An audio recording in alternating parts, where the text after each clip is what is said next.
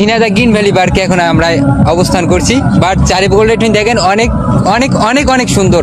নিঃসন্দেহে তুই ঠিক কথা বলেছিস। আপনারা যদি কেউ আসতে চান তাহলে দেখতে পারবেন, এইখানে বসার জন্য খুব সুন্দর জায়গা আছে। দেখতে পাচ্ছেন কত সুন্দর হাতি, ওই যে ওইখানে আবার একটা হাতি। এটা হাস্যকর, হাস্যকর, এই দেশের জনগণের জন্য হাস্যকর। পিকনিক করার জন্য এবং খুব সুন্দর মাঠ আছে খেলা করার জন্য, খেলাধুলার জন্য। रुको जरा सबर करो।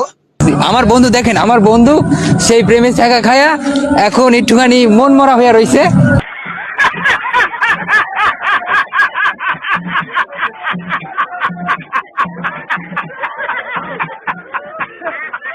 বাট আমরা তার জন্য খুবই খুবই দ্রুত একটা মেয়ে খুঁজবো। সবাই দোয়া করবেন তার জন্য। দেখা যাক, যদি কপাল ভালো হলে আজকে পেয়ে যেতে পারি।